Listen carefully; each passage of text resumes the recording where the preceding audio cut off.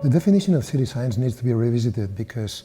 even though urbanism as a discipline has been existing for over the ages, centuries and millennia, for a long time it was not a cohesive profession or discipline, right? It was an amalgamation of multiple minor disciplines, and then some urban designers or city planners were trying to transform it into a cohesive system.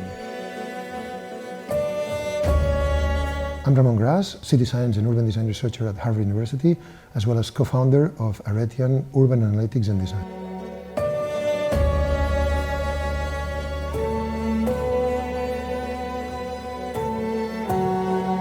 Over the last couple of centuries, there's been both theoretical contributions and also methodological contributions that have been helping shape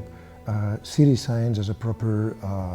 modern discipline, if you will. In the 19th century, authors like Louis Duran or Ildefons Cerdà, they both made a substantial effort to ontologically define new concepts and to measure the qualities of these different design typologies. In recent times, despite all the efforts throughout the 20th century by multiple authors, many of them, we can say that they were mostly abstract or theoretical contributions, but not very grounded on science or empirical validation, right? In the last few decades, what we've observed is that a number of researchers like Jeffrey West and Luis Betancourt and others from the Santa Fe Institute identify the foundations of city science. These initial efforts have been very valuable. However, they were mostly focused on cities as an aggregate icon, right? So the city science discipline required a more detailed analysis at the urban, district and local street level scale in order to really understand the relationship between different urban design patterns and the impact that those systems have on the quality of life of citizens as a whole.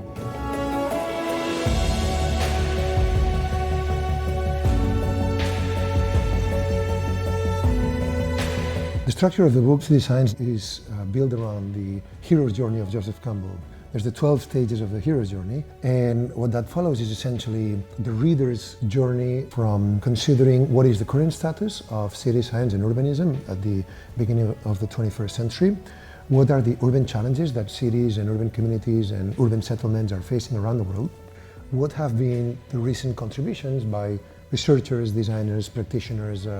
and members of the community from both a theoretical and a pragmatic standpoint, and then identifying some of the limitations of the pre-existing methodologies that have been hindering the ability for designers, planners, and urban development leaders to really go beyond some outdated mechanisms. As a result of that, we wanted then to present how this combination of deductive reasoning techniques with inductive bottom-up reasoning, data science methods, and abductive reasoning systems to shape theoretical and scientific hypotheses, we can break through the stagnation that city science has been suffering from in recent years and decades and open a new path for an alternative manner of evaluating, visually describing, drawing, and analyzing and understanding the cause and effect mechanisms in urban settings. When we understand them properly, by means of complex systems and network theory principles, we can then identify how we can jump from the territorial diagnostic of a given city, neighborhood, or environment into the design, zoning, and economic development strategies that can help overcome those problems and urban challenges and generate an urban environment where we raise the quality of life of citizens as a whole. One of the main revelations of the book is that when we evaluate global cities, in this case 100 global cities, and we compare and contrast them in equal terms with units of typically 1,000 or 2,000 residents, there's a number of global urban development patterns that emerge.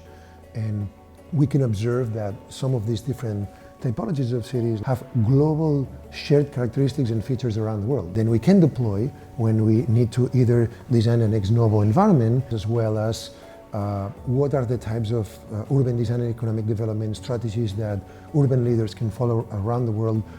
to increase the quality of life of citizens, to increase the access to critical services and amenities, to reduce the carbon footprint from an hydric, energy and material infrastructure perspective, and to create more beautiful, more accessible, more efficient and more sustainable cities around the world.